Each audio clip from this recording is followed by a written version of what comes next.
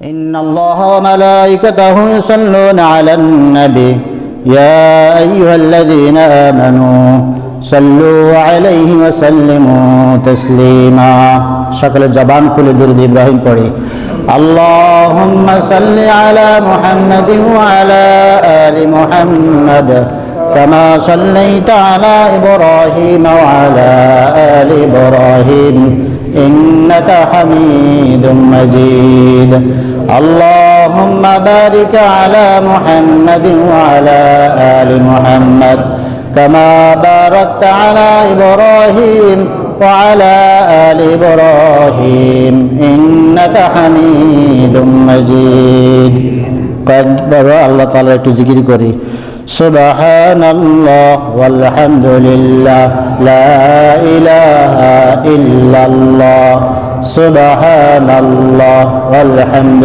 لله لا إله إلا الله سبحان الله والحمد لله لا إله إلا الله سبحان الله والحمد لله لا إله إلا الله سبحان الله والحمد لله لا إله إلا الله لا إله إلا الله محمد رسول الله صلى الله عليه وسلم আলহামদুলিল্লাহ আল্লাহ পাকের শুকরিয়া আদায় করি সকলে পড়ি আলহামদুলিল্লাহ আল্লাহ তাআলা আমাদেরকে বাছাই করে তার অনেক বান্দাদের মধ্য থেকে বাছাই করে আমাদেরকে তৌফিক দিয়েছেন আমরা মাহে রমাদানের রোজা রেখেছি আজকে জুমার দিন মাগরিবের পূর্ব মুহূর্তে আসরের পরে দোয়া কবুলের সময়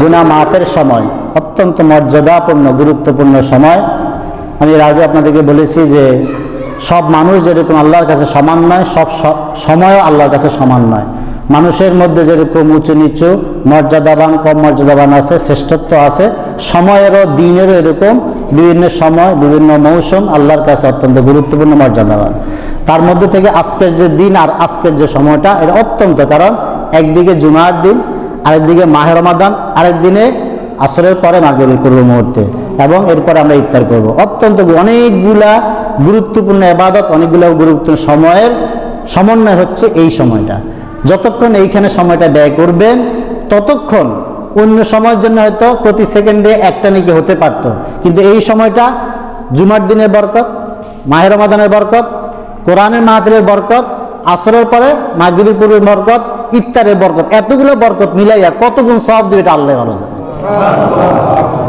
কল্পনা করা যাবে যাবে না আপনি গুণে শেষ করতে পারবেন যে আল্লাহ তাআলা কত সওয়াব আপনাকে দিবেন সুতরাং এটা থেকে যাতে আমরা দুর্ভাগা না হয়ে যায় কারণ মাহে রমাদান দিয়েছে আমাদের আমল করার মাস বেশি বেশি করে আমল জোগাড়ের মাস আমাদের ঝুলিতে আমল জমা করার মাস যাই হোক আমরা সূরা ওয়াকিয়া এর প্রথম 15টি আয়াত আমি তেলাওয়াত করেছি এই সূরার মোট 96টি আয়াত তা আমরা যদি 4 জুমায় ধরি মোটামুটি 4 জুমা এটা শেষ হয়ে যাবে আশা করি তো আজকে 15 নম্বর আয়াত আমি তেলাওয়াত করেছি সূরা ওয়াকিয়া ওয়াকিয়া শব্দের অর্থ হচ্ছে ঘটনা মহান ঘটনা বিস্ময়কর ঘটনা অকস্মাৎ হঠাৎ একটা ঘটনা তো এই সূরাটা হচ্ছে যখন আল্লাহ রাসূল সাল্লাল্লাহু আলাইহি ওয়াসাল্লাম নবুয়ত পাওয়ার পরে মানুষদেরকে মক্কার কাফের মুশরিক তাদেরকে দ্বীনের দাওয়াত কালেমার দাওয়াত ইসলামের দাওয়াত ঈমানের দাওয়াত দিচ্ছিলেন পাশাপাশি আল্লাহ তাআলা জানেন যে মানুষের নেচার অফ হিউম্যান নেচার মানবিক গুণাবলী হচ্ছে মানুষ যখন কোনো কিছুকে ভয় করে তখন এখান থেকে বেঁচে থাকার চেষ্টা করে যদি কোনো ভয় না থাকে মানুষ এখান থেকে বাঁচে না যেমন মানুষের নেচার মানুষের মেধায় আল্লাহ দিয়ে দিয়েছে সাপ এটা মানুষকে দংশন করবে আর দংশন করলে আপনি বিষাক্ত হবেন আপনার একটা অ্যাক্সিডেন্ট করতে পারে এই জন্য সাপ দেখলে অন্য কেউ আপনাকে সচেতন করা লাগে না আপনার বিবেকটা আপনাকে নাড়া দেয় এই সাপ যাওয়া যাবে না এর থেকে দূরে থাকতে হবে এমনকি এই যে গ্রামে যে মাইটটা সাপ দোয়া সাপ বলে এগুলো তো কোনো বিষ তেমন নাই তেমন কোনো কাজও হয় না এই সাপ দেখলে কিন্তু আপনি ভয় পান এই যে এখন হয়তো মানুষ বসে আছেন শুধু এখানে সাপ ছেড়ে দিই সব ধরে পালাবে আপনার মগজ আল্লাহ দিয়ে দিয়েছেন যে এটা বিষাক্তকর অর্থাৎ হিউম্যান নেচার হচ্ছে যেখানে আপনার ভয় আছে সেখান থেকে আপনি বেঁচে থাকার চেষ্টা করেন, যেখানে ক্ষতির সম্ভাবনা আছে সেখান থেকে আপনি বেঁচে থাকার চেষ্টা করেন। আপনি যদি ব্যবসা করেন, আপনি হাজারো পরামর্শ করেন, হাজার পথ দেখেন, বিভিন্ন মানুষের সাথে আলাপ আলোচনা করেন যে কোন ব্যবসাটা আমার লাভ হবে, কোন ব্যবসা আমি লসের সম্মুখীন হব না। যার কারণে অনেক মানুষ করে কি, কোনো রিস্কে না গিয়া সুদের ব্যবসা শুরু করে দেয়, যে এটা কোনো রিস্ক নাই, এতে কি রিস্ক নাই, আমি টাকা দিব বিনিময়ে আমার নগদ টাকা দিতেই হবে, ব্যাংকে রাখবো নিশ্চিন্ত, ব্যাংক আমাদের সুদ দিবে, কোনো রিস্কে যাইতে চায় না। কিন্তু মানুষের জীবনটাই একটা রিস্ক, মানুষের জীবনটা কি একটা রিস্ক। কারণ কি, আপনার যে হায়া, যে জীবন নিয়ে আপনি চলতেছেন, এটা তো একটা রিস্ক, যে কোনো মুহূর্তে টান দেবে আপনার কোনো ক্ষমতা নেই রাখার জন্য, যে কোনো মুহূর্তে আপনি দুর্ঘটনার সম্মুখীন হবেন, আপনি চলে যাবেন। তাহলে হিউম্যান নেচার হচ্ছে কোনো কিছুর প্রতি যদি ভয় থাকে, তার যদি এখানে কোনো চিন্তা থাকে, লসের সম্মুখীন হয়, ক্ষতির সম্মুখীন থাকে, তখন সেখান থেকে বেঁচে থাকে। যার কারণে আল্লাহ তাআলা ঈমানের দাওয়াতের পাশাপাশি প্রথম দিকের সূরাগুলো নাজিল করছেন কিয়ামত, মৃত্যুর পরে জীবন, পুনরুত্থান, আল্লাহর কাছে হিসাব দিতে হবে, জান্নাত জাহান্নাম, এই জিনিসগুলো বেশি করে তুলে ধরেছেন। আমরা যদি মক্কি জীবনের সূরাগুলো দেখেন, অধিকাংশ কিন্তু সূরাগুলোর মধ্যে এই কথাগুলো বলা, যে তোমার মৃত্যুবরণ করতে হবে, আবার উঠতে হবে, তোমাকে হিসাব দিতে হবে, জান্নাত জাহান্নাম সবই সত্য, আল্লাহর কাছে তোমাকে দাঁড়াইতে হবে। যখন রাসূলের দাওয়াত দেওয়া শুরু করলেন, মক্কার কাফেররা যেহেতু ঈসা আলাইহিস সালাম চলে যাওয়ার পরে 1000 বছরের গ্যাপ, কোনো নবী নাই, মানুষ আল্লাহ থেকে দূরে সরতে সরতে আল্লাহকে ভুলে তারা দুনিয়া প্রকৃতি প্রেমী হয়ে গেছে। তারা মনে করছে যে তাদের যে সৃষ্টি, তারা যে জন্ম হচ্ছে, এটাকে প্রকৃতি মনে করত, যে প্রকৃতির কারণে আমরা সৃষ্টি হচ্ছি, আবার একসময় মরে যাবে, মাটির সাথে মিশে যাবে। অর্থাৎ একজন আল্লাহ আছে, এই পৃথিবী ধ্বংস হবে, আমি মারা যাব, এরপরে হিসাব হবে, আমি আবার উঠব, এই ধ্যান ধারণা থেকে সকল মানুষ কি হয়েছে, সরে গেছে। দীর্ঘদিন কোনো নবী না পাওয়ার কারণে, ওলি না পাওয়ার কারণে, দাঈ আল্লাহ না পাওয়ার কারণে তারা সরে গেছে। হঠাৎ করে যখন রাসূল ঈসা এরকম একটা মুহূর্তে যখন এই কথাগুলো বললো, তখন তাদের কাছে একটা অবাক লাগলো, তাদের কাছে খুব অবাক লাগা শুরু হলো। কি বলে, আমার বাপ দাদা পরদাদা 14 গোষ্ঠী পর্যন্ত, 14 সিঁড়ি পর্যন্ত দেখছি সবাই এখানে করতেছে কি, কাবা শরীফের ভিতরে এতগুলো মূর্তি, এগুলারে পূজা করে, ওরাই আমাদেরকে খাওয়া দাওয়া দেয়, আমরা চলি, সূর্য উঠে চন্দ্র উঠে, ডুবে যায়, রাত আসে, মানুষ মারা যায়, মাটিতে দাফন করে দেয় ওটা, আর অনেকে তো জ্বালাই দিত, এটা তো শেষ, দুনিয়া শেষ, সব শেষ, আর এরপরে কিছু নেই। হঠাৎ করে এরকম একটা কথা শুনছে, মেসেজ শুনছে যে না, এই মৃত্যু শেষ না, এরপরে আবার নাকি উঠতে হবে, আবার নাকি কিছু হিসাব দিতে হবে। কোন আল্লাহর কথা বলে? আমরা তো আল্লাহরে দেখতেছি সব এই যে কাবার ভিতরে সব আমাকে খোদা, এরা নিজেরা তো মাটির তৈরি, এটা আবার কিসের হিসাব দিবে আমার? তাদের কাছে অবাক লাগা শুরু হইল।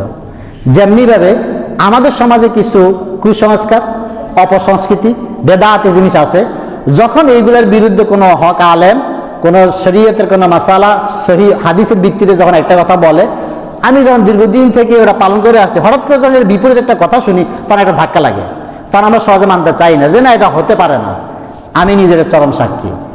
আমি গ্রামে বড় হয়েছিলাম প্রথমে, তো গ্রামের পরিবেশে ওই রকম তো আর আলেম ওলামা পাইনি, কিন্তু গ্রামের কিছু বেদাত ছিল, এই বেদাতগুলো আমরা মানতাম। যখন নিজে লেখাপড়া শুরু করলাম, কামেলে আসলাম, হাদিস পড়লাম, তাফসির পড়লাম, তখন ওস্তাদদের সাথে আমার অনেক বিতর্ক হয়েছে, আমার ওস্তাদের সাথে আমি অনেক বিতর্ক করেছি। তবে বিতর্কটা ছিল ভদ্রতার, ওস্তাদ এবং ছাত্র ছিল প্রশ্ন, যে এটা কেন হবে, এটা কেন হবে, আমি তো এটা করেছি। এটার মাধ্যমে ক্লিয়ার হয়েছে যে আসলে আগে যেটা করতাম এটা সঠিক নয়, এখন যেটা করতেছি বা জানতেছি এটাই সঠিক। নামাজ আমরা যে নিয়মে অনেকে পড়তাম, যেমন আরবি পড়াইটাই বলি, কোরআন শরীফ পড়া, আমাদের প্রথমে যখন গ্রামে পড়াইতো, মক্তবে পড়াইতো, কাছারি ঘরে, তখন আমাদেরকে ওস্তাদরা পড়াইতো আলিফ বে তে সে। বুড়া মানুষের মুরব্বীরা জানবেন কি পড়াইতো, আলিফ বে তে সে। যখন আমাকে ঢাকা নিয়ে আসতো আমার বড় ভাই নুরানি পড়ানো শুরু করলো, তখন থেকে পড়া চেঞ্জ, কি আলিফ বে তে সে না, পড়া হচ্ছে আলিফ বা তা সা, এই যে পার্থক্যটা। কিন্তু প্রথম তো আমার মানতে খারাপ লাগলো, কি আমার ওস্তাদ বড় বড় ওস্তাদ তারা আলিফ বে তে সে পড়ে, এখন এরা বলতেছে আলিফ বা তা সা। এইরকম যখন একটা দীর্ঘদিনের একটা পরিবেশের সাথে যখন ভিন্ন একটা পরিবেশ আসে, তখন মানুষের খাপ খাওয়াতে সমস্যা হয়। এই জন্য আল্লাহ তাআলা কি করলেন, তাদেরকে ভয় দেখালেন যে না, যেটা মনে করছো যে এটাই শেষ হয়ে যাবে, না, একটা সময় আসবে, এই দুনিয়া তোমরা যেরকম মারা যাচ্ছ, দুনিয়াটা মারা যাবে, এই দুনিয়ার একদিন কি হবে, মৃত্যু হবে, এই চন্দ্র সূর্য যা দেখছো সবকিছু মৃত্যু হবে, সবকিছু ধ্বংস হবে। তারা মানতে চায় না, তারা বিভিন্ন তর্ক বিতর্ক করতেছিল, কি যে আইদা মিতনা কুন্না তুরাবা ওয়া ইযামান আইন্না লামাবউসুন, আর আমরা যখন মরে যাবো, মাটির সাথে মিশে যাবো, হাড় গোড় কিছু খুঁজে পাওয়া যাবে না। কবর খুললে থাকেন কিছু আছে? একটা মানুষের কবর দেন, আপনি 6 মাস পরে খুঁড়েন, শুধু হাড্ডি ছাড়া কিছু পাবেন না। আর 2 বছর খবর খুঁজেন, হাড্ডি খুঁজে পাবেন না, সব মিশে গেছে। তো এটা আবার কেমনে জীবিত হবে? কিসের আবার কিয়ামত? তারা বিশ্বাস করতে চাচ্ছিলেন না, তর্ক করতে চাচ্ছিলেন রাসূলের সাথে। সর্বশেষ আল্লাহ তাআলা ওই প্রেক্ষিতে এই সূরা ওয়াকিয়া নাজিল করে বুঝাই দিলেন, এই সূরা ওয়াকিয়ার মধ্যে কিয়ামত থেকে শুরু করে জান্নাত জাহান্নাম পর্যন্ত কে কোন দিকে যাবে, কোন পথে যাবে, কে কোন পাশে দাঁড়াবে কিয়ামতের ময়দানে সব বলে দিয়েছেন। একদম চাক্ষুষ অর্থাৎ ড্রয়িং করে দেখাই দিয়েছেন। কোরআনের আয়াত সূরা ওয়াকিয়ার মাধ্যমে আল্লাহ তাআলা প্র্যাকটিক্যালি দেখাই দিয়েছেন যে কে কোথায় যাবে, কার অবস্থান কোথায় হবে, যাতে মানুষের অন্তরে বদ্ধমূল হয় যে আসলেই বাস্তব। তা না হলে এরকম এই জায়গায় দাঁড়াবে, ওই জায়গায় দাঁড়াবে, অমুক ওই জায়গায় যাবে, এইভাবে কিভাবে বলা সম্ভব? বাস্তবতা না হলে তো সম্ভব না। যেরকম একটা বিল্ডিং এর প্ল্যান করা হয়, প্রথমে খোলা জায়গা থাকে, জায়গা থাকার পরে আর্কিটেকচার ইঞ্জিনিয়ার যারা থাকেন তারা প্রথমে মালিকের থেকে প্ল্যান শুনে আপনি কি করবেন, সে একটা ধারণা দেয় আমি এখানে এততলা একটা বিল্ডিং করবো।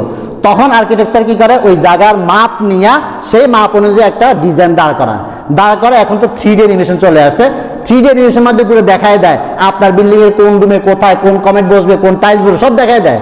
মনে হয় যেন বাস্তব হয়ে গেছে, আসলে হয়নি। কারণ ওই জমির লেআউটটা আছে, লেআউট থাকার কারণে সে এটার উপরে সব কিছু বানাই দিয়ে দিচ্ছে। ঠিক আল্লাহ তাআলা একটা স্ট্রাকচারাল ডিজাইন দেখাইলেন এই সূরা ওয়াকিয়ার মধ্যে কিয়ামতের।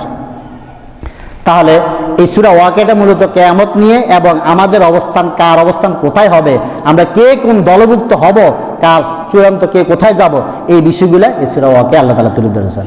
প্রথমে আমরা যদি পড়ি যে বিসমিল্লাহির রহমানির রহিম, ইজা ওয়াকাতিল ওয়াকিয়া।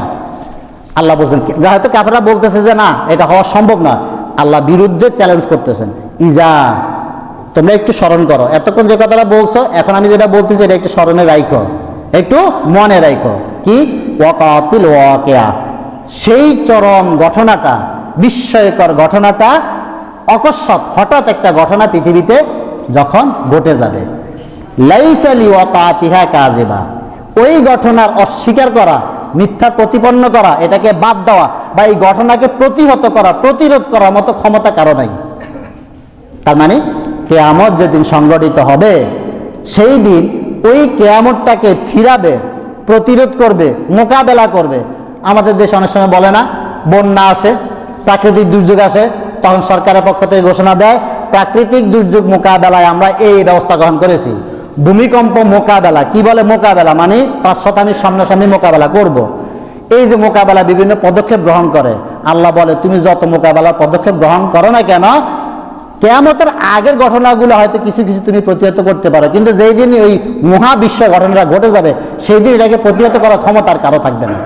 এমনকি ওটা হবে না, হঠাৎ যখন চোখের সামনে দেখে ফেলবে তখন অস্বীকার করা থাকবে না, তখন ঠিকই স্বীকার করবে। এখন এই ওয়াকিয়া মানে হলো আসলে কিয়ামত দেয়া বুঝে, আসসাআ যেটাকে বলা হয় ইয়ামুস সাআ, কিয়ামতের ঘটনা। সূরা নাবাত আল্লাহ যেরকম বললেন, আম্মা ইয়াতাসাআলুন আনিন নাবাইল আযীম, রাসূল তারা কি আপনাকে মহান সেই সংবাদ, নাবা মানে হলো সংবাদ, ব্রেকিং নিউজ। টিভিতে আপনারা যখন বিভিন্ন সময় বিভিন্ন রকমের হঠাৎ কোনো একটা ঘটনা ঘটে যায়, যেমন 5ই আগস্টের ঘটনা, যেমন একটা ভূমিকম্পের ঘটনা, একটা অগ্নিকাণ্ডের ঘটনা, একটা বড় ডাকাতির ঘটনা, একটা অ্যাক্সিডেন্ট, তখন কি হয় হঠাৎ করে সেটা রাতে 12টা হোক, 1টা হোক, 3টা হোক, ব্রেকিং নিউজ মানে। ব্রেকিং নিউজ মানে হচ্ছে মহা ঘটনা, এটা একটু আগে ঘটনাটা ঘটে গেছে, এবারে স্মরণীয় একটা ঘটনা। ঠিক এই আর নাবা অর্থ হচ্ছে ব্রেকিং নিউজ, মানে মানুষের একটা জীবন স্বাভাবিকভাবে চলতেছে, হঠাৎ করে একটা ব্রেক কষে যাবে, হঠাৎ করে একটা ব্রেক কষে যাবে। এই ব্রেক কষার ঘটনাটাই হচ্ছে নাবাইল আযীম, মানে কিয়ামতের ঘটনা।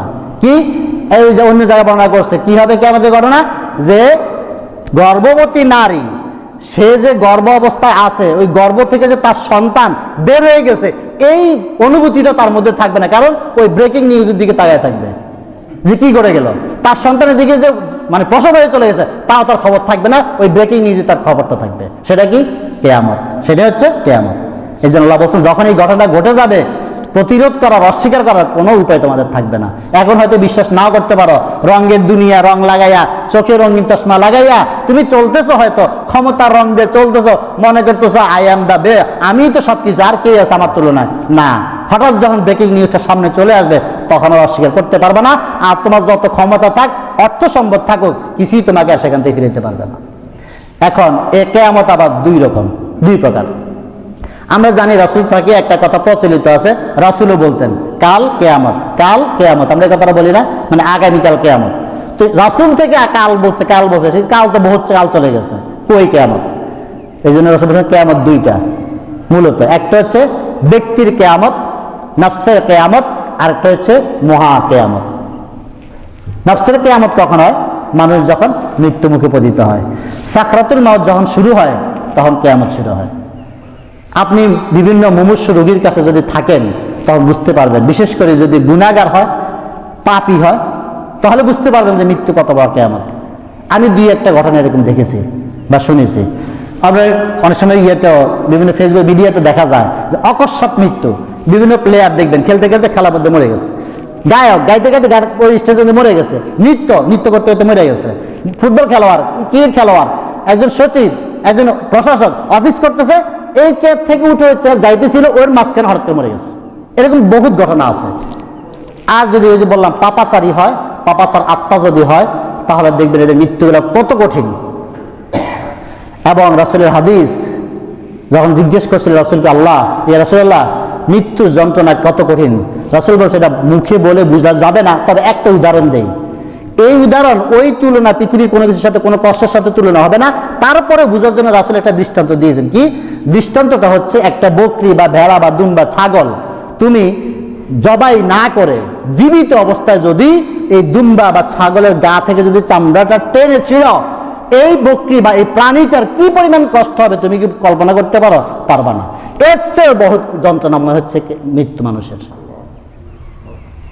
এই জন্য কেয়ামত যে বললাম দুইটা, একটা হচ্ছে ব্যক্তির কেয়ামত, আপনার যখন মৃত্যু সামনে আসবে তখন শুধু আপনি বুঝবেন। দেখবেন অনেক যারা পাপী হয় তাদের দেখবেন চোখটা অনেক বড় হয়ে যায়, মুখটা হা হয়ে যায়, বড় বড় নিঃশ্বাস নিতে থাকে, হাত পা হয়তো ছুটতে পারে না, কারণ আল্লাহ তাআলা এটা করে দিয়েছেন। কারণ তার সাকরাতুল মউত শুরু হওয়ার আগেই জিবরাইল মৃত্যু যে ঘটনাগুলো ওইখানে বর্ণনা আছে যে ফেরেশতারা প্রথমে কি করে, আজরাইলের সাথে তার আরো সহযোগী ফেরেশতারা থাকে, সেনাবাহিনী থাকে, তারা আগে তার পা থেকে শুরু করে চাপতে চাপতে চাপতে চাপতে হাত পা সবকিছু অকেজো করে দিয়ে শুধুমাত্র কলবের জায়গাটা রুহটাকে নিয়ে আসছে, পুরো বডি তার রুহটা থাকে না, যার কারণে যত কষ্ট হোক তার রুহের উপর দিয়ে যাচ্ছে, কিন্তু তার বডি না যেতে পারে না, বডি না যেতে পারে না, যার কারণে আপনি ছিটে ছিটে দেখেন। যদি বডি না আনার ক্ষমতা মানুষকে আল্লাহ দিতেন, তাহলে দেখতেন একটা মানুষ কি পরিমাণ ছাটায়। কোরবানির সময় যখন গরু জবাই করেন বা এমনি যখন গরু জবাই করেন, আপনি কত রকম বাইন্দা দেখেন, এরপর দেখেন না বাঁধ ছুঁড়ে পর্যন্ত চলে যায়। তাহলে মানুষের যদি এরকম থাকতো যে তাকে হাত পা ছুটাছুটি করার ক্ষমতা দিয়ে রাখতো, তাহলে দেখতেন একটা মানুষ আপনার পাশে থাকতে পারতেন না, ওর সবকিছু ভেঙে চুরে উঠে যেত। কিন্তু আল্লাহ সেটা করে দিয়েছেন মানুষের সম্মানার্থে, তাকে অপমান করেন নাই। বান্দাকে যা শাস্তি দিবেন কিন্তু দুনিয়াতে অপমান করেন নাই। পাপী কি গুনাহগার, সে কি আমলদার, বুঝার মতো দেয় নেই, খুব অল্প একটা সিমটম দেয় মানুষকে শিক্ষার জন্য, আলটিমেটলি আল্লাহ তাআলা সম্মানের সাথে নিয়ে যায়। তাহলে এইটা হলো একটা কিয়ামত। তাহলে এই ঘটনা যখন ঘটে যাবে তখন আপনি অস্বীকার করতে পারবেন না। যতই লাফাইছেন, একটু আগেও মায়েরে ফোন দিয়েছেন, বিবিরে ফোন দিয়েছেন যে আমি আসতেছি, ইফতার নিয়ে আসতেছি, একটু 2 মিনিট পরে আপনি ট্রাকের নিচে পড়ে শেষ। গত পরশুদিন একটা ঘটনা দেখলাম, স্বামী স্ত্রী সন্তান, 2 সন্তান আর স্বামী স্ত্রী মোটরসাইকেলে যাচ্ছেন, দূরত্ব কোনো পথ নাই, সব জায়গায় ব্রেক, বাম পাশে রিক্সাওয়ালা, ডান পাশে একটা ট্রাক দাঁড়ান অবস্থা ছিল। হঠাৎ করে জ্যাম ছাড়ছে, মোটরসাইকেলটা টান দিছে, বাম দিকে একটা অটো ছিল, এই অটোর সাথে ধাক্কা লেগে মোটরসাইকেল একটু কাইট হয়ে গেছে। কাইট হওয়ার সাথে সাথে পিছনে তার স্ত্রী একটু স্বাস্থ্যবান ছিল, সে পড়ে গেছে, পড়ে যাওয়ার সাথে মাথাটা ট্রাকের চাক্কার নিচে চলে গেছে, আর ট্রাকটা শুধুমাত্র হালকা টান দিছে, বাস পিছিয়ে গেছে। কয় সেকেন্ড লাগছে? এটাই হচ্ছে আমাদের জীবন। সন্তান, স্বামী, মোটরসাইকেল সব দাঁড়ানো আছে, বাঁচাতে পারছে? ওই কিয়ামতটাকে অস্বীকার করতে পারছে? এই ঘটনায় ফিরে যেতে পারছে? ক্ষমতা কারো নেই। আইসিইউতে ঢুকায় রাখেন কিন্তু ফিরানোর ক্ষমতা নেই। সময় যখন আসবে ইজা ওয়াকাতিল, ওই ঠিক যখন সময়টা আসবে ঘটে যাবে। তাহলে এইটা হচ্ছে কিয়ামত। জীবনের আমাদের ব্যক্তিগত কিয়ামত হচ্ছে এটা মৃত্যু, আর ফাইনালি পুরো দুনিয়ার আল্লাহ যখন ধ্বংস করে দিবেন সেটারও একটা কিয়ামত আছে। লাইসালি ওয়াকাতিয়া কাযিবা, আল্লাহ এই জন্য বললেন এই ঘটনা যখন ঘটে যাবে তখন এটাকে কেউ ফিরাইতে পারবে না, অস্বীকার করতে পারবে না, মিথ্যা প্রতিপন্ন করতে পারবে না। এখন এই ঘটনা যখন শুরু হবে কি কি সিমটম দেখা যাবে কিয়ামতের, এবার আলামতগুলো বলছেন আল্লাহ যে কি দেখলে তোমরা বুঝবা ওই মহা ঘটনা শুরু হয়ে গেছে। 1 নাম্বার, খাফিদাতুর রাফিআ। এই মহা বিস্ময়কর ঘটনাটা, এই ওয়াকিয়াটা খাফিদাতুর রাফিআ, একবার নিচে নিবে রাফিয়া আবার উপরে উঠাবে। খাফিদাতুন মানে একদম নিচে নিয়ে যাওয়া, আর রাফিয়া মানে উপরে উঠানো। কিভাবে? একটা উদাহরণ দেই। নৌকা তো চিনেন না, আপনার নৌকায় উঠেন না অনেক সময়। নৌকায় উঠার পরে বা লঞ্চে উঠার পরে যদি সমুদ্রের মাঝখানে প্রচন্ড আকারে ঢেউ তৈরি হয়, জলোচ্ছ্বাস তৈরি হয়, ঘূর্ণিঝড় তৈরি হয়, তখন নৌকার ভিতরে মানুষগুলো কি হয়? এইভাবে মানে নড়া শুরু করে আর একটা একটার উপরে পড়ে। দেখা গেছে যে সিটে শোয়া ছিল লঞ্চের মধ্যে, অনেক সময় হয় না, আমরা শুনি যে লঞ্চ ডুবে মানুষ মারা গেছে, জলোচ্ছ্বাসের মধ্যে পড়ে। কি হয়? দেখা যাচ্ছে যে সিটে শুয়ে আছে, সে নিচে পড়ে গেছে, যে নিচে দাঁড়ানো ছিল সে সিটে উঠে গেছে, উলট পালট হয়ে যায়। ঠিক কিয়ামতের যখন হবে, আল্লাহ তাআলা এটা নাড়া দিবেন, একটা ঝাঁকি দিবেন দুনিয়াটাকে, ঝাঁকির সাথে নিচের মানুষ উপরে, উপরে মানুষ নিচে হয়ে যাবে, সব উলট পালট হয়ে যাবে। এই ঝাঁকি বুঝছেন আপনি? আরেকটা উদাহরণ দেই। ঝালমুড়ি বানানো দেখছেন আপনারা? ঝালমুড়ি বানায় না? ঠিক ঝালমুড়ি বানানোর মতো করবে। আপনি একটা কোটার ভিতরে কয়টা মুড়ি, কয়টা চানাচুর, কয়টা পেঁয়াজ, কয়টা কাঁচামরিচ নিলেন, সরষের তেল দিলে ভালোভাবে একটা ঝাঁকি মারলেন, এই ঝাঁকির সাথে ওই কোটার ভিতরে মুড়ি, চানাচুর আর পেঁয়াজ আর কাঁচামরিচ সব একসাথে হয়ে গেছে, গুঁড়ো হয়ে গেছে।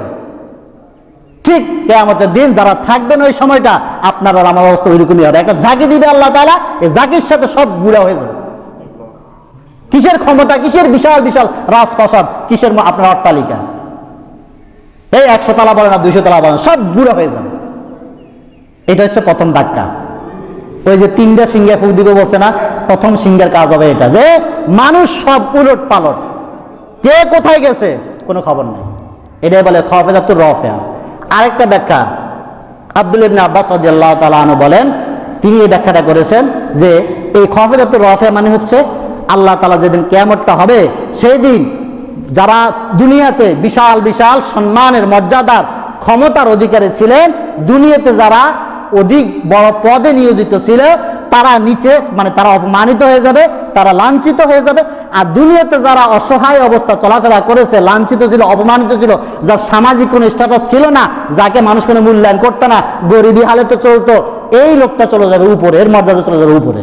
আল্লাহর সামনে ওই দুনিয়াতে যিনি ক্ষমতাবান ছিল, মর্যাদাবান ছিল, যাকে দেখলে হাজার হাজার মানুষ সেলেট দিত, সালাম দিত, রাস্তা ছেড়ে দিত, যাকে দেখলে আলেমদের সরাইয়া চেয়ারে বসাইতেন, কি উনি হলেন সভাপতি, ওনার চেয়ারে বসাইছেন, আর একজন কোরআনের হাফেজ বা তালেবে এলেম, তারে আপনি মূল্যদানে নিচে বসায় রাখছেন। দুনিয়াতে কিয়ামতের আল্লাহ উল্টা করে ফেলবেন, হয়তো ওই কোরআনের তালেবে এলেমটাকে চেয়ারে বসাই দিবেন, চেয়ারে যিনি দূরে দিচ্ছেন তারে নিচে নামে দিবেন। আবার এইখানে যারা বসা আছেন, আমার মত থেকে আমি যদি জাহান্নামী হয়ে যাই, আল্লাহ মাফ করুক, আল্লাহ না করুক, আপনাদের এখান থেকে জান্নাতি হয়ে যায়, তাহলে আমার এখান থেকে নিচে নামেন, আপনাদের চেয়ারে বসাবেন। এটা হচ্ছে কিয়ামত।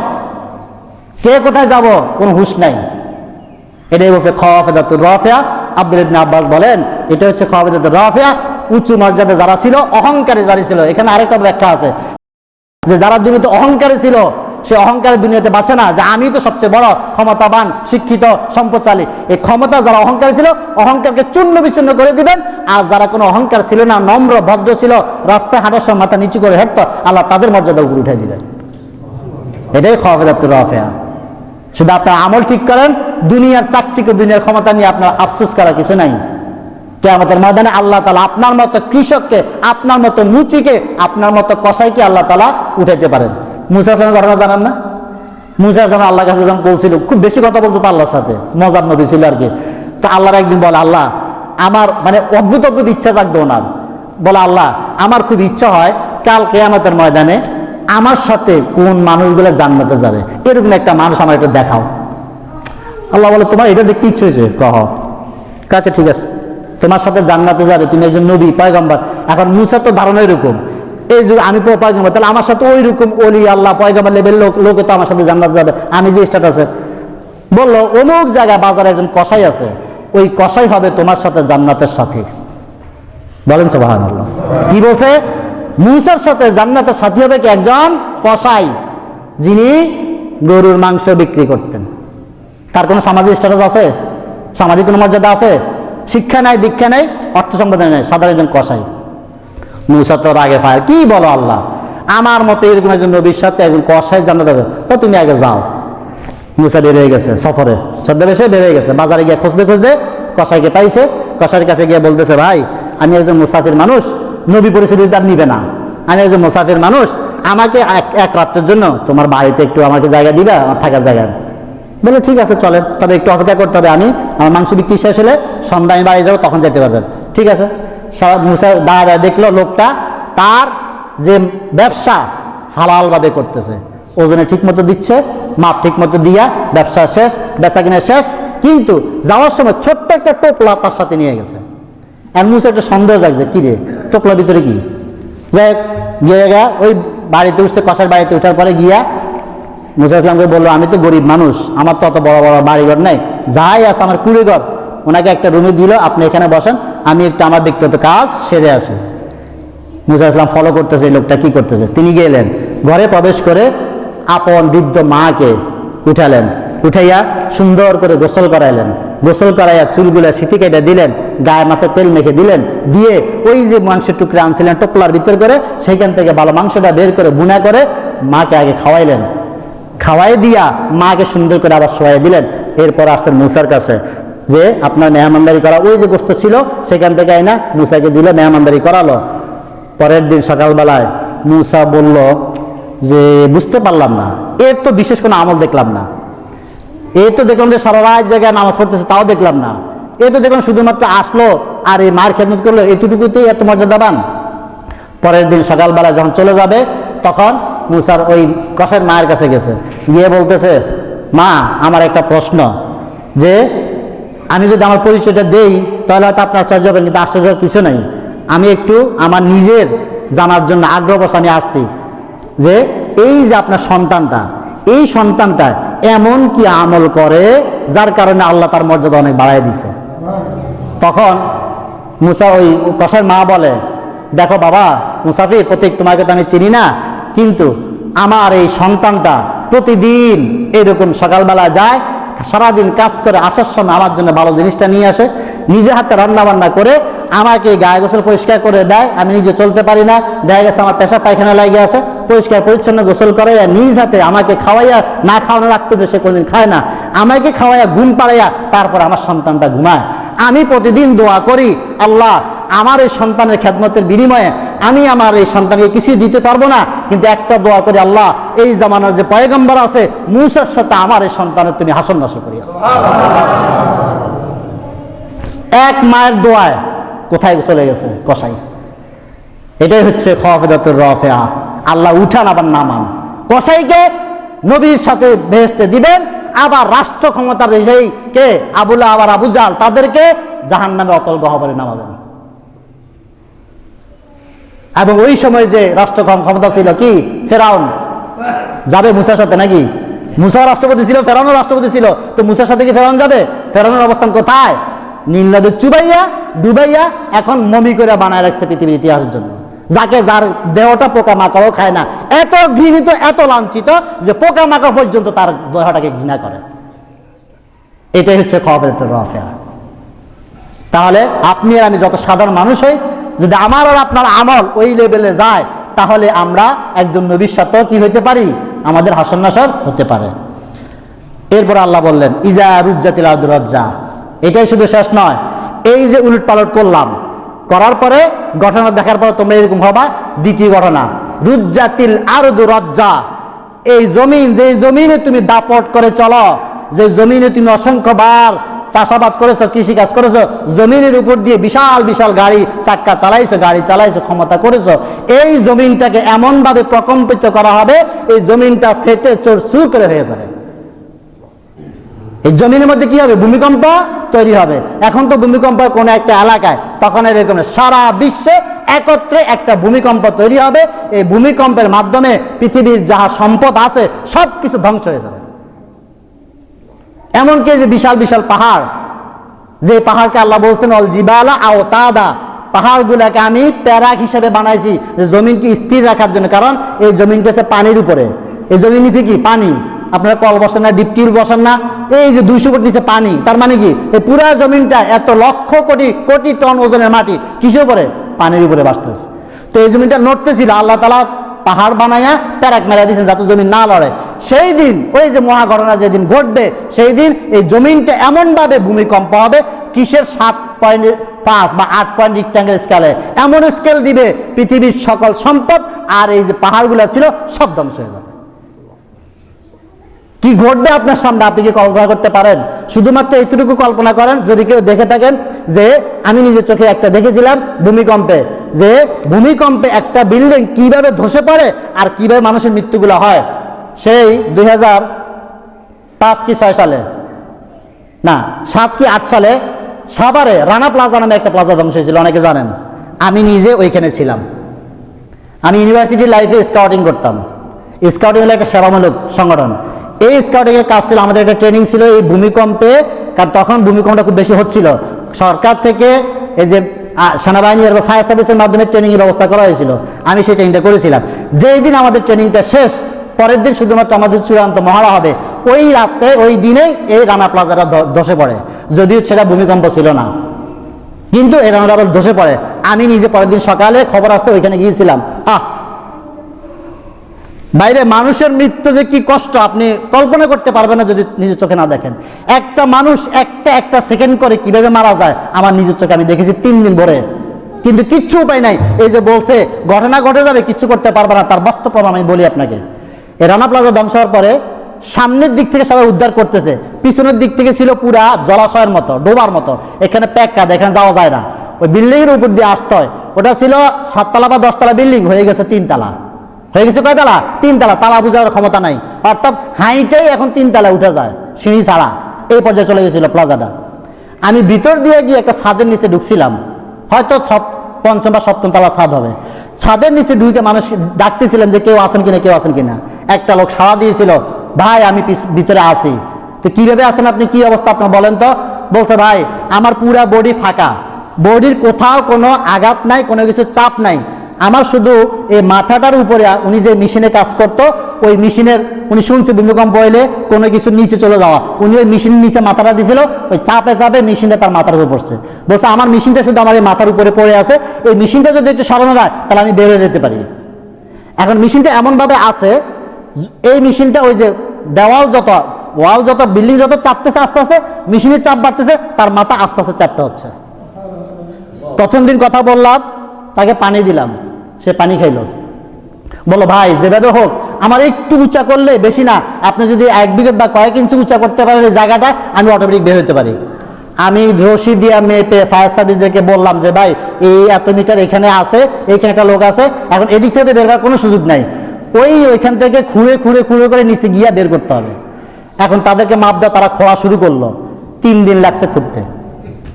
ক্ষমতা দেখান, বিল্ডিং বানান, কত কোটি টাকা খরচ করে, সুদ করে, ঘুষ নিয়ে কি করবেন বিল্ডিং দিয়া?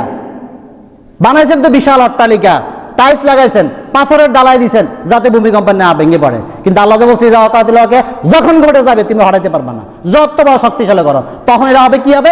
বিপদের কারণ হবে। যদি টিনের ঘর হইতো এটা সহজে এই লোকটাকে বের করা যেত, টিন টুন টাইনে মানে ছড়া যেত, বিল্ডিং হওয়ার কারণে আর বের করা যায় না। আপনার হাতের তো কোনো ক্ষমতা নাই।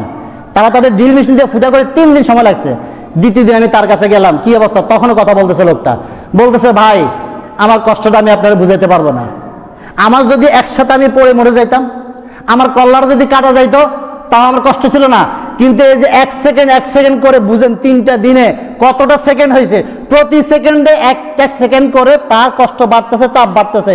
এই মৃত্যু যন্ত্রণার বুঝার মতো ক্ষমতা আমাদের আসলে কলবে আছে? এটাই বলে কিয়ামত।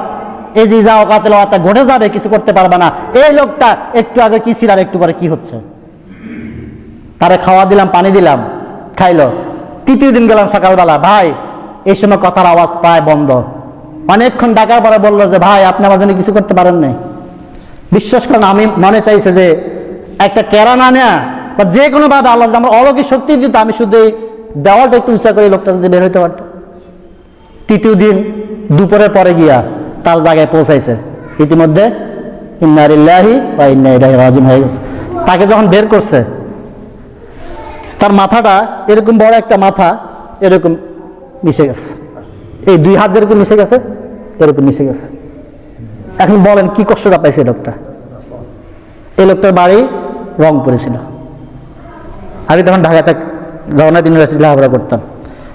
এরপর থেকে আমার মৃত্যু ভয়টা এত লাগছে, আমি এই জন্য মানে খুব বেশি সময়ে বলে থাকি যে আল্লাহ এবং রাসূল এই দোয়াটা করতেন যে আল্লাহুম্মা ইন্নী আউযু বিকা মিন সাকরাতিল মাউত, নবী হয়ে দোয়া করতে, আল্লাহ মৃত্যুর যন্ত্রণা সহ্য করার মতো ক্ষমতা আমাদের নাই, তুমি আমার এই সাকরাতুল মাউত থেকে হেফাজত করো, আশ্রয় দাও, তোমার কাছে আশ্রয় চাই, সাকরাতুল মাউত আমাদেরকে দিও না। কারণ সাকরাতুল মাউত যদি আপনার হয়, আপনি যদি পাপী হয়ে যান, আর এই মৃত্যু যন্ত্রণা সত্যিকারে যদি আপনার হয়ে যায়, কষ্টটা হয়ে যায়, ঈমান কালেমা আপনার মুখে দিয়ে আসবে না। কারণ মানুষ কষ্ট বলে সাধারণত উ আ ও মা ও বাবা এগুলো বলে, তখন আর কালেমা আসতে চায় না।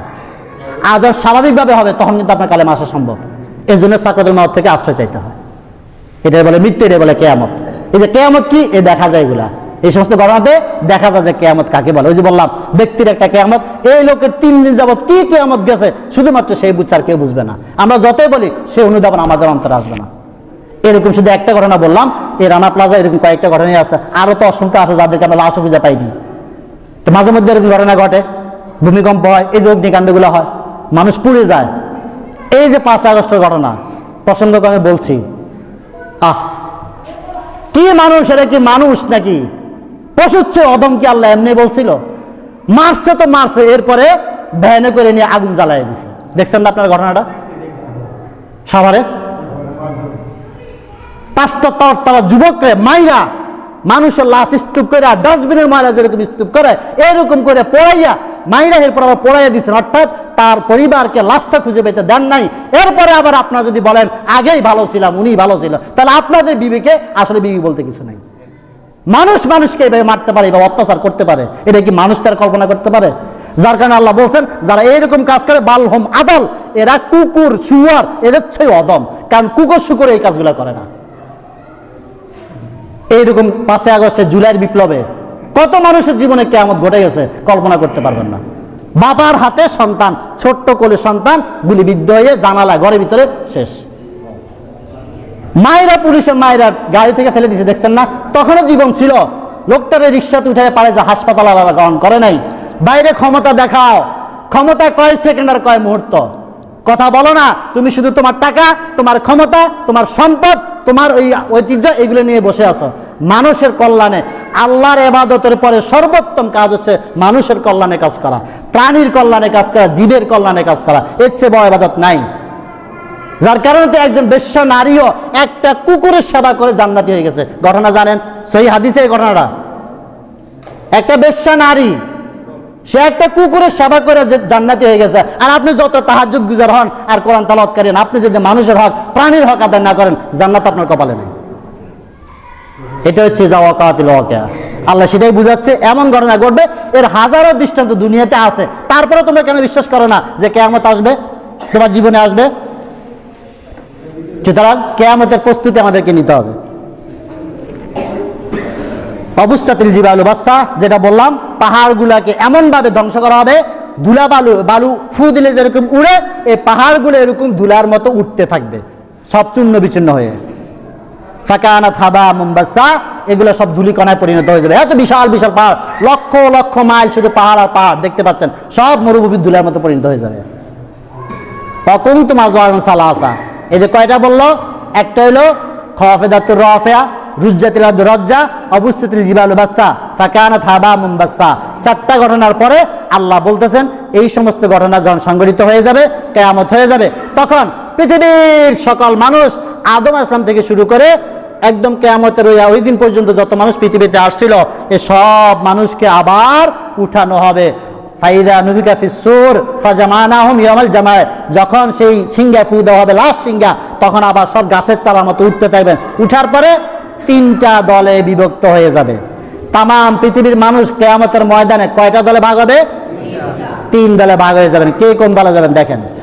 আল্লাহ বলছেন ফাকুনতুম আযওয়াজান সালাসা, তোমরা 3টা দলে ভাগ হয়ে যাবে। ফাআসহাবুল মাইমানাতি, 1 নম্বর দল, এটা হচ্ছে ডানপন্থী দল। 1 নম্বর দল কি? ডানপন্থী দল। ওমা আসহাবুল মাইমানা, আর ডানপন্থী যারা হবে তারা হবে ভাগ্যবান, তারা হবে ভাগ্যবান, পুণ্যবান, সৌভাগ্যবান। এরপরে বলা হয়েছে ওয়া আসহাবুল মাশামাতি মা আসহাবুল মাশামা, দ্বিতীয় দল হবে বামপন্থী দল। এরা হবে দুর্ভাগা, হতভাগ্য, ঘৃণিত, লাঞ্ছিত দল। তৃতীয় দল হবে ওয়াসাবিকুন সাবিকুন, অগ্রগামী দল, স্পেশাল দল। এখানে কয়টা দলের কথা বলা হয়েছে? 3টা দল। অকুনতুম আজওয়াজান সালাসা, তিনটা দলে ভাগ হয়ে যাবে। 1 নম্বর ভাগ ডান দিকে, 2 নম্বর ভাগ বাম দিকে, আর 1 নম্বর ভাগ সামনে। অর্থাৎ কোথায়, কিসের ডান, কিসের বাম, কিসের সামনে? কিয়ামতের ময়দানে আল্লাহ তাআলা তার যে আরশ কায়েম করবেন, তার যে বিচার, আহকামুল হাকিমিন, তিনি যে কুরসিতে বসে বিচার ফয়সালা করবেন, তার এই আরশের সামনে পৃথিবীর সকল মানুষকে একত্রিত হতে হবে। হওয়ার পরে 3টা ভাগ হয়ে যাবে। এক দল থাকবে আল্লাহর আরশের ডান দিকে, এক দল থাকবে আল্লাহর আরশের বাম দিকে, আর এক দল থাকবে আল্লাহর সামনাসামনি সরাসরি সামনে। তাহলে সবচেয়ে ভাগ্যবান কারা? যারা সরাসরি আল্লাহর সামনে, 3 নম্বর দল, যারা সরাসরি আল্লাহর সামনে। এখন ডান বাম কারা, সামনে কারা? তাফসিরে বলে, ইবনে কাসির বলেন, তিনি একটা ব্যাখ্যা করেছেন, ডান দিক বলতে এই ডানপন্থী যারা হবে তারা হচ্ছে আদম আলাইহিস সালামের ডান দিক থেকে যারা সৃষ্টি হয়েছিল, যাদের আমলনামা কিয়ামতের ময়দানে ডান হাতে দেওয়া হবে, এরাই হচ্ছে ডান দিকের দল, এরা আরশের ডান দিকে দাঁড়াবে। সুবহানাল্লাহ। আদম আলাইহিস সালামের ডান দিক থেকে তৈরি, আল্লাহ তাআলা তার আমলনামা ডান হাতে দিবেন, এই ব্যক্তিরা আরশের ডান পাশে দাঁড়ানো থাকবে। দ্বিতীয় বাম দল কারা? আদম আলাইহিস সালামের বাম দিক থেকে তৈরি, যাদের বাম হাতে আমলনামা আসবে, এরা আরশের বাম পাশে থাকবে। আর সামনে সামনে থাকবে সাবিকুন, অগ্রগামী স্পেশাল দল। এরা কারা? মিনান নাবিয়িন ওয়াস সিদ্দিকিন ওয়াস শুহাদাই ওয়াস সালিহিন, নবী, সিদ্দিক, শুহাদা, সালিহিন, এরা হচ্ছে সামনে থাকবে। এর অনেক ব্যাখ্যা আছে, সংক্ষিপ্ত বলি, সময় প্রায় শেষ। যে ডান দিকের দল, যারা আদম ইসলাম থেকে শুরু করে কিয়ামত পর্যন্ত যত মানুষ পৃথিবীতে আসছে, এদের মধ্য থেকে যারা ডানপন্থী, সর্বাবস্থায় তারা ডানের পক্ষে ছিল, কোরআনের পক্ষে ছিল, ইসলামের পক্ষে ছিল, সত্যের পক্ষে ছিল। যখনই সত্যের দাওয়াত তার কাছে পৌঁছেছে, বিনা বাক্যে সত্যের দাওয়াত গ্রহণ করে নিয়েছে। এইটা হাদিস দ্বারা প্রমাণিত। আম্মা জান আয়েশা সিদ্দিকা রাদিয়াল্লাহু তাআলা আনহা, তিনি একদিন বললেন যে রাসূলুল্লাহ সাহাবীদেরকে প্রশ্ন করলেন যে তোমরা কি জানো আমার সাবিকুন আর আসহাবুল ইয়ামিন কারা, তোমরা কি জানো? তো তখন বলল যে আল্লাহ এবং তার রাসূল ভালো জানেন। রাসূল বললেন, যেই লোকেরা সত্যের দাওয়াত আসার সাথে সাথে সত্যকে সত্য বলে গ্রহণ করে নিয়েছে, বিনা বাক্যে কোনো দেরি করে নাই, এবং আল্লাহ তাআলা যে হক দিয়েছে সে হক আদায় করেছে, আর নিজের জন্য যাহা কিছু পছন্দ করত, তার আরেক ভাইয়ের জন্য সেই ফয়সালাটা পছন্দ করত। নিজের জন্য ভালো খেজুরটা লাগে আর কর্মচারীর জন্য 2 টাকার খেজুর ভালো লাগে, এরকম না। নিজের জীবনের জন্য যে জিনিসটা আপনি পছন্দ করেন, আপনার আরেক মুসলমান ভাইয়ের জন্য সেইটা পছন্দ করতেন। এইরকম ব্যক্তি যারা ছিল, তারাই হবে ডানপন্থী, আসহাবুল ইয়ামিন। তাদের ডান হাতে আমলনামা আসবে, তারা আল্লাহর আরশের ডান দিকে থাকবে। এরা সবাই কি জান্নাতি, এরা সবাই কি জান্নাতি। বাম দল কারা? যারা এর বিপরীতে ছিল, যাদের আমলনামাটা বাম হাতে দেওয়া হবে, তারা থাকবে বাম দিকে, এরা সবাই জাহান্নামী। এর মধ্যে কাফের, মুশরিক, ফাসিক, ফাজিক, জালেম সব থাকবে। মুসলমানও থাকবে। শুধু কি মনে করছেন কাফের আর মুশরিক থাকবে? না, মুমিন মুসলমানও থাকবে। কারা? যারা পাপাচারী, যারা জালিম, ঈমান ঠিকই ছিল কিন্তু জালিম, পাপাচারী ছিল, গুনাহগার ছিল, হক আদায় করে নাই, মানুষের হক আদায় করে নাই, আল্লাহর হক আদায় করে নাই, ইচ্ছা মতো চলছে, সত্যের কথা বলে মাথা ঘুরে নিয়ে গেছে, আজান শুনছে অন্যদিকে চলে গেছে, গায়ে লাগে নাই। এই সমস্ত হবে বামপন্থী। এরা সবাই কি জাহান্নামী, এরা এক বাক্যে সবাই কি জাহান্নামী। আর সামনে যারা থাকবে সাবিকুন, এরা হলো উত্তম দল, স্পেশাল, বিনা হিসাবে গো টু জান্নাহ, বিনা হিসাবে গো টু জান্নাহ। এরা হচ্ছে সাবিকুন, হিসাব ছাড়াই দৌড়। আল্লাহ, আমরা কি সেই দলভুক্ত হতে পারবো? আল্লাহ তাআলা আমাদেরকে সেই সাবিকুন না হলেও অন্তত আসহাবুল ইয়ামিনের মধ্যে যেন অন্তর্ভুক্ত করে, সকলে বলি আমিন। যাই হোক, আজকে যতটুকু বললাম, এই যে 3টা দল হবে, মৃত্যুর কথা, কিয়ামতের কথা সবসময় স্মরণে রেখে আল্লাহ তাআলা যেন আমাদেরকে আমল করার, জিন্দেগিতে চলার তৌফিক এনায়েত করুক। যেই সমস্ত ইবাদত আমাদের কাছ থেকে ছুটে যায়, এটার উপরে গুরুত্ব দিয়ে বেশি বেশি ইবাদত করে। মাহে রমাদান ইবাদত কবুলের মাস, ইবাদত জমার মাস। এজন্য একে অনেক বেশি গুণ আল্লাহ তাআলা সুযোগ দিয়ে দিয়েছেন। হয়তো জীবনে 30 বছর 40 বছর ইবাদত করেন নাই, এই মাসগুলোতে বেশি করে করে ওগুলা পোষায় নেন। আল্লাহ পোষানোর জন্য দিছে, পুরা করার জন্য দিছে, যে আগে পারো নাই, করে নাও, যখনই সামনে আসো তখন করে নাও। আল্লাহ তাআলা আমাদের সকলকে রোজাগুলাকে কবুল করুক, এবং আমাদের সকলকে আল্লাহ তাআলা ওই কিয়ামতের ময়দানে আসহাবুল ইয়ামিন অথবা সাবিকুন এই 2টা দলের অন্তর্ভুক্ত করে আমাদেরকে যেন জান্নাতে যাওয়ার তৌফিক দান করেন। সকলে বলে আমিন। সুবহানাকাল্লাহ।